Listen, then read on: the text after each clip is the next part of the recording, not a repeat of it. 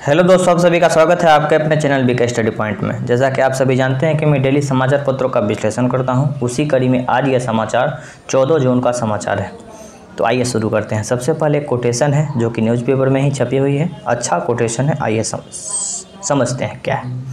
जब आपको पता होता है कि आप सफलता के रास्ते पर चल रहे हैं, तब आपको इस बात का परवाह नहीं करनी चाहिए कि लोग आपके बारे में क्या कह रहे हैं।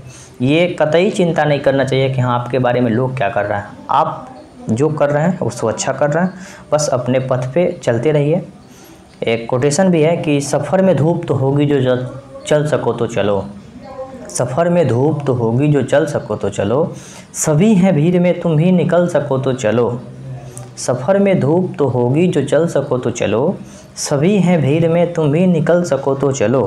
किसी के वास्ते राहें कहाँ बदलती है, किसी के वास्ते राहें कहाँ बदलती है, तुम अपने आप को खुद ही बदल सको तो चलो। तो बस चलते रहना है। पहली न्यूज़ क्या है समझ लेते हैं। हालत सुधरते रहे तो जुलाई में खुल सकते हैं स्कूल और कॉलेज, यानी कि स्थिति अभी सुधार है और इस तरह से स्थिति सुधार रहेगी तो जुलाई और अगस्त के बीच में स्कूल को खोला जा सकता है। ये शिक्षा मंत्री का ट्वीट था। एक प्रेरणा के रूप में न्यूज़ है जो कि हम लोगों को समझना चाहिए। बिहार की पहली महिला डीएसपी मुस्लिम डीएसपी बनी रजिया। देखिए, हम लोग समझते हैं कि भारत की पहली महिला शासिका रजिया सुल्ताना हुआ करती थी, जो कि मुस्लिम महिला थी, जो कि शासक के रूप में आज एक न्यूज़ आ रहा है। 64वीं बीपीएससी हाल ही में जारी बिहार लोक सेवा आयोग की 64वीं संयुक्त प्रतियोगिता परीक्षाओं का अंतिम परिणाम घोषित हुआ। कुल सफलता 1454 अभ्यर्थी में से बिहार के गोपालगंज जिले के हथुआ प्रखंड के रतन चक की रहने वाली 27 वर्षीय बेटी रजिया सुल्तान ने इतिहास रच दिया। वह बिहार की पहली मुस्लिम डीएसपी। फिलहाल वह बिहार राज्य के बिजली विभाग में सहायक अभियंता के पद पर कार्यरत है। रजिया का पूरा परिवार बोकारो में रहता था। उनके पिता असलम अंसारी बोकारो स्टील प्लांट में स्टेनोग्राफर के पद पर नौकरी करते थे। वर्ष 2016 में उनका इंतकाल हो गया, यानी देहांत हो गया। आप बता दें कि 64वीं बीपीएससी परिणाम सिर्फ 40 उम्मीदवारों को डीएसपी पद के लिए चुना गया, जिनमें कुल 4 मुस्लिम उम्मीदवार भी शामिल हैं, जिनमें एक रजिया है। आगे बढ़ते हैं। आगे क्या न्यूज़ है? ये न्यूज़ रक्षा मंत्री से है कि रक्षा मंत्री राजनाथ सिंह ने रक्षा क्षेत्र में इनोवेशन के लिए, यानी कि नवाचार के लिए, डेवलपमेंट करने के लिए 499 करोड़ रुपये का आवंटन किया। पूरी तरह से न्यूज़ हम लोग समझते हैं। रक्षा मंत्री राजनाथ सिंह ने अगले 5 वर्षों के लिए रक्षा क्षेत्र में रिसर्च और इनोवेशन के लिए करीब 499 करोड़ रुपये की बजट की मंजूरी दी। रक्षा मंत्रालय ने रविवार को कहा कि रक्षा क्षेत्र में आत्मनिर्भरता के लक्ष्य को हासिल करने के मकसद से 300 स्टार्टअप, यानी छोटा सा इनोवेशन स्टार्टअप यानी कि शुरू की जाएगी, ताकि रक्षा क्षेत्र में डेवलपमेंट हो सके, रक्षा क्षेत्र में हम लोग आत्मनिर्भर हो सके।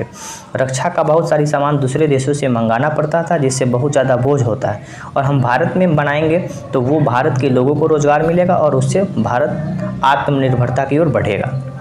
स्टार्टअप, लघु उद्योग यानी एमएसएमई सेक्टर और व्यक्तिगत अन्वेषकों को वित्तीय मदद मुहैया कराने के लिए इस निधि का इस्तेमाल किया जाएगा। यह योजना सैन्य उपकरणों और हथियारों के आयातों में कमी लाने और भारत को रक्षा विनिर्माण केंद्र बनाने में सरकार की कोशिश में हिस्सा करेगा। कहने का मतलब है कि रक्षा के क्षेत्र में आत्मनिर्भर बनने के लिए, इनोवेशन करने के लिए, रिसर्च करने के लिए सरकार पैसा आवंटन करा रही है। यहाँ एक न्यूज़ है, ये न्यूज़ अच्छा है, आने वाले समय में इम्पोर्टेंट हो सकता है। इसकी खासियत, ये तस्वीर आप लोग देखिए, इसमें खासियत क्या है इस न्यूज़ में? तेलंगाना, जो कि आंध्र प्रदेश से कट के 2014 में 1 जून 2014 को ये नया राज्य बना था।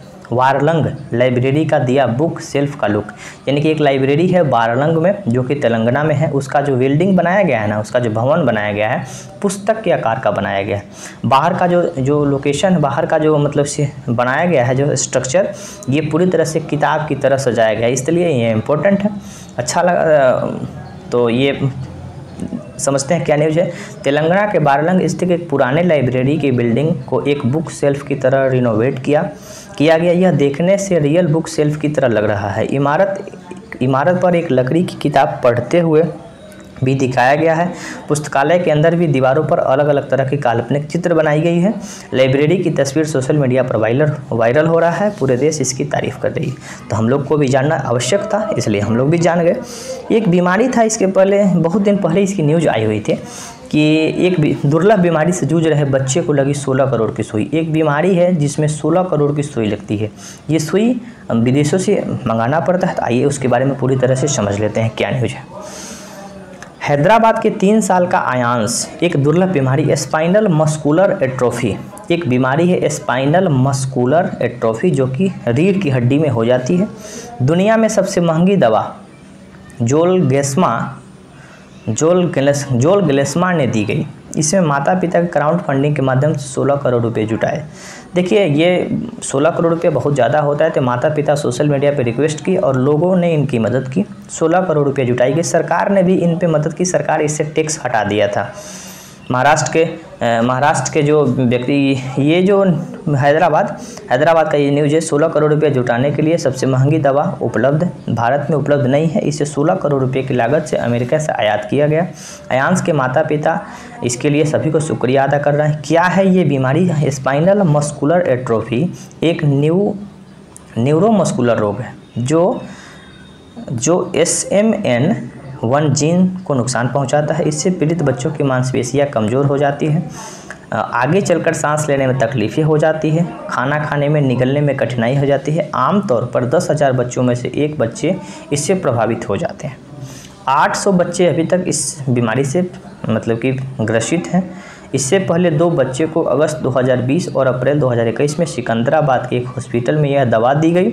दवा नोवार्टिस द्वारा अनुकंपा के आधार पर मुफ्त प्रदान की गई थी। दोनों बच्चों की हालत काफ़ी बेहतर है। इतना महंगा है कि लोगों ने क्राउड फंडिंग किया था और लोगों के मदद से इस बच्चे को इंजेक्शन लगेगी और ये बच्चा स्वस्थ हो जाएगा। आने वाले पीछे भी 2 बच्चे को जो सुई दी गई थी, इंजेक्शन दी गई थी, वो दोनों बच्चे स्वस्थ हैं। भगवान से प्रार्थना की जाती है कि ये भी बच्चा स्वस्थ हो जाए। तो आज की न्यूज़ में बस इतना ही है। तो मुझे विश्वास है कि ये छोटी सी वीडियो आपके लिए लाभदायक होगी, आपको पसंद आई होगी तो लाइक करें, कमेंट करें। फिर मिलते हैं अगली वीडियो में, तब तक के लिए धन्यवाद।